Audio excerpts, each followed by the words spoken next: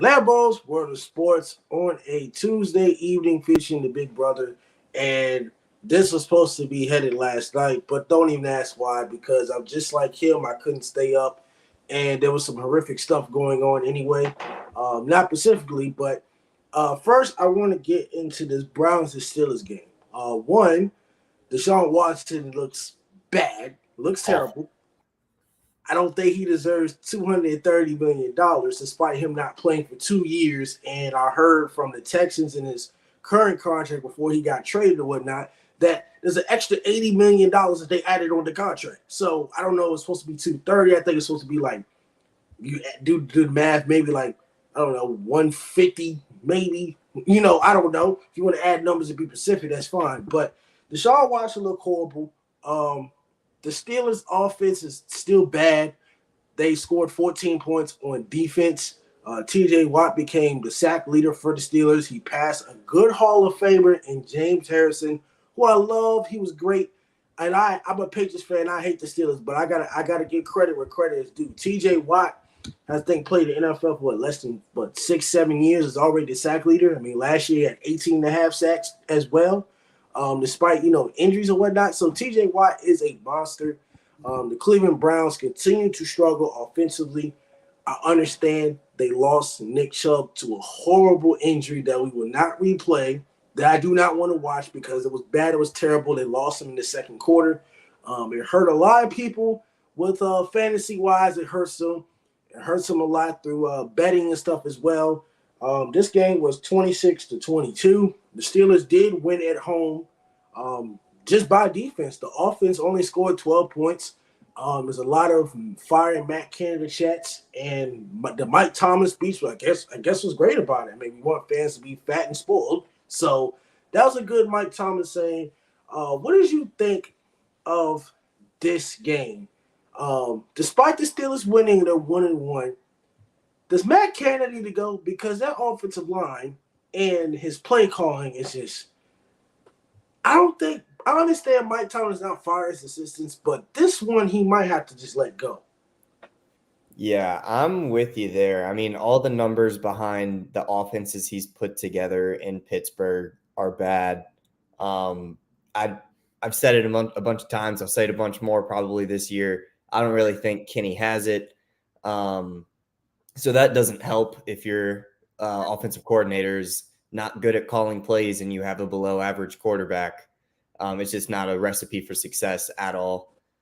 I don't know. I'm not a Steelers fan. I'm kind of a hater, but like Steelers Twitter is completely anti-Canada, and we heard it like you were talking about at the game with the Fire Matt Canada chants. So I wouldn't be surprised if he was gone at the end of this year. I doubt that there's going to be any in-season movement, but yeah, I mean, I don't want to say shocked because, like you said, Mike Tomlin isn't known for getting rid of coordinators or firing them at least, but this is definitely a guy that I would have as an exception to that. And going to like Najee, supposed to be like a top running back in the league.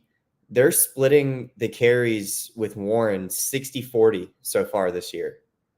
So 40% of the snap count is going to the backup. So I don't really know what's going on with him, but his production, at least fantasy wise, and definitely like on the normal stat sheet as well, has just gone down since his rookie year. And like, it doesn't make too much sense to me because he's supposed to be in the media or whatever. He's supposed to be this like really highly touted guy that, anybody would want on their team. And I don't even know if the Steelers are sold if they still want him as the number one guy on their team anymore. So I don't know. I mean, I think the biggest story of the night obviously was losing Chubb. And I think that's ultimately what lost the game for the Browns. If you can control the clock more, you're not relying on Deshaun, who turned the ball over 3 times. Jerome Ford looks like a good backup that can definitely do a decent job taking the majority of Chubb's workload. And Amari Cooper is still great. The rest of the wide receiver room is kind of shaky. Elijah Moore, maybe we'll see him have a bigger role as the season goes on. But I think with Chubb in this game, he already had 60 yards by the time he got hurt on like a great yards per carry. We saw the graphic during the game. he's third best yards per carry of all time. So, like obviously losing one of the best running backs in the league is going to hurt. And when your quarterback is turning the ball over 3 times, there's not much more you can do against a great defense that still look good without Cam Hayward. Ugly game. Both of the games last night were ugly, just not fun to watch at all. Yeah, they weren't fun to watch. Luckily, Pittsburgh did pull off the victory. Like I said, TJ Watt is a great defensive player. Like I said, their record is great when TJ Watt plays, and when he doesn't play, it's not as good. The offensive line does need work. Like I said, I'm not sold on the Steelers at all this season. Their play calling and offensively, the offensive line is not the same, especially when Big Ben somewhat retired. I think Big Ben played about 4 years, a little bit too long, and they're just not the same team. Now, Mike Tomlin is not going to have a losing record. I mean, he hasn't had a losing record, but as far as the Steelers, he's a great head coach, there's no doubt. But we'll go all the talent he had in the past. He underachieved. Now, you can sit there and say, oh, well, Tom Brady and the Patriots. Well, no, to be honest, you had a better roster than them. I mean, you had Antonio Brown, you had Martavis Bryant, you had Le'Veon Bell. The Patriots had no-name guys. I mean, they had Julian Edelman, Chris Hogan. Nobody really knew these guys back then. I knew them, but they weren't like high stock guys you talk about. Aaron Hernandez, we ain't heard of him either. You know what I'm saying? Stuff like that. That's the past stuff. But just with the Steelers, it's just a lot of concerns on the offensive line. So it's a lot of concerns. And I was right last year when people thought Mitch Trubisky was the answer. And I said, no. That man wasn't the answer after they lost to the Patriots in week 2. That man was not the answer. So they need to find another quarterback, in my opinion. I think they may give Kenny Pickett one more year because this is his first year as a full-time starter, like playing like all 18 games, assuming that he doesn't get hurt. But I give Kenny Pickett one more year, and then if he's not the answer, you got to go with somebody else, or you got to go with another offensive coordinator. Deshaun Watson, ladies and gentlemen, I'm not going to panic on him yet. He hasn't played in 2 years, so I'm not going to say he's a bust. Could this be the worst contract of all time? Yes. We won't. Yes. Yes. Yeah. Yes. From the standpoint we watched last night, but I don't want to say that just yet because, like I said, he was suspended 11 games last year and only played like 8. So that's not enough chemistry suspended for 11 games, plus the 2 years that you hadn't played, and you only played 2 games this year. I'll give him another 16 games to see what he do. And if not, I'll officially say on Totem Pole that it's the worst contract of all time. Or he's just not living up to the expectations of the contract because, look, we're giving Justin Herbert the money. We giving Joe Burrow the money, Lamar Jackson, Jalen Hurts, Josh Allen. Patrick Mahomes got his contract restructured yesterday as well. So we giving all these guys the money. But the question is, can they play up to the expectation? Right now, Deshaun Watson is not playing up to the expectation. We'll see how he does with those type of injuries with Nick Chubb. That's going to be a huge loss. I mean, I don't think they're going to make the playoffs anyway, but I think the wins are going to increase and go down. The Browns play a tough opponent in the Titans next week, so that's not a guaranteed win.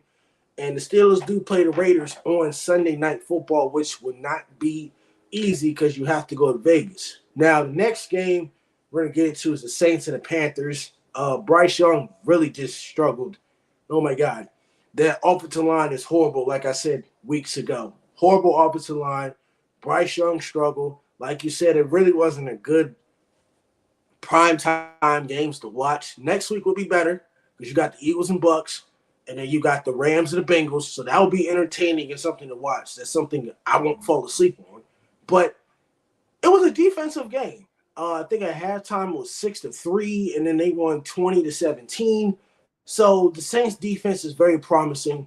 The Saints offense still needs a little bit more work. Derek Carr is a good quarterback. But what are your thoughts on this game? And Panthers are 0-2 right now. Losses to the Falcons and lost last night. Are we going to panic just yet as far as the Bryce Young jump? Should we panic? I don't think you panic yet. I mean, it's his second game. he was efficient. Now, obviously, he didn't make a bunch of big throws through the air except for like that last touchdown on that drive, but he led a really good 75-yard drive at the end of the game to keep the game semi within reach, like gave him a fighting chance if the defense could make a stop and get them the ball back to maybe even go for the tie, maybe the win, who knows. But he looked good making that drive. The offensive line struggled again. It's what we expected, especially against a good New Orleans defense. But they allowed 4 sacks, and they were forcing Bryce to scramble more than a few times. Now, on one of those scrambles, made a 26-yard run, made someone, slip out of their shoes. So he looked good. He looked athletic as advertised. And you're still, the only thing you're really hearing is just how smart he is, how quick he'll learn. Lost a fumble. That's not great. But yeah, I don't think it's time to panic. It's his second game. He didn't play bad. He just, 150 something yards isn't what you want from your number 1 overall pick, but it's his second game on a team that has like really no weapons. Miles Sanders played okay. But he didn't look great by any means. The team itself only ran for 100 yards, like as a whole, and that's including 26 yards coming from Bryce. So, if a quarter of your rushing yards are coming from one run from your quarterback, it's not a very good game on the ground at all. So, like, it's not all on him. Stuff needs to work around him for him to be able to progress. If they're not worried about the run, then they can just focus in on making this rookie quarterback's life hell. So I don't think it's time to panic at all. Adam Thielen, as great as he is, or as good as he is, I don't think he can be your number 1 weapon in a situation where you want your young quarterback to progress quickly. He's a great leader, it seems, and like he does all the right things on the field. But 7 receptions for 54 yards is kind of his MO. That's like what he did in Minnesota in the later years as he's gotten older. So like he's still serviceable, but he can't be a number 1. They're going to have to acquire a top level wide receiver in the offseason, I think, if they want to see like a big jump from Bryce. The Saints, they're counting down the days until Kamara comes back, because Jamal Williams tweaked his hamstring. Team only ran for 134 yards. It wasn't pretty offensively for either one of these teams. And it just came down to who had the better defense, I think, and who has more weapons to overcome the other team's defense, because both defenses are pretty good. The trio, Olave, Thomas, Shaheed, they looked great. All of them had 5+ catches. Taysom Hill, still relevant somehow. He had 1 for 1 on his passes for only 8 yards, but that's a gadget guy that you can just throw in and catches defenses off guard. 9 carries for 75 yards. He did have a catch and went for negative yards, but at least they're like, that's part of the game plan, is to throw the defense off with, Taysom Hill catching a screen, which is, not expected. Carr did okay. He didn't play super well. He didn't play super bad. Did just enough to win an ugly game, which was kind of similar to what we've seen in past years with the Raiders. So I don't think he's playing like surprisingly bad, and he's definitely not over exceeding any expectations. Not yet. It's only 2 games. It's a new offense he has to learn. The Saints do play a tough Green Bay Packers team next week, who just came off a loss to the Falcons, which is a game they should have won. And the Panthers play the Seattle Seahawks, which will both not be easy. By the way, I think there was a running back named Tony Jones Jr. and somebody else that put a bet parlay for $5 and won $71K. I forgot who the other player was, but it was this guy and somebody else. I think to score a touchdown or something, and a $5 bet went through for $71K, $71,000. I'm just pissed. How did he even get that type of bet to get somebody like that to score 2 touchdowns, which we don't even know who this guy is? Yeah. So never heard of it. Me either. I'm just very mad and disappointed that I can't even get those kind of bets because two teams lose. But I'm gonna keep trying and keep trying. Anyways, but this is the recap of all the Monday night games. We have officially completed week 2 of NFL football. Now, the next episode, we'll get into Thursday night football, which is less than 50 hours away because we got things to talk about. Okay, the Giants versus the 49ers. It's a great matchup. It might be a blowout because Saquon Barkley has that low ankle sprain, and Daniel Jones can't be throwing the ball 50 times against that 49ers defense and that offensive line. And Brock Purdy, if you look at quarterback rating, is number 2 behind Dak Prescott. So we'll see how that goes along the lines as Lambo Sport of Sports featuring the Big Brother. On the next episode, we'll be talking about the Giants versus those 49ers. We'll be catching you in the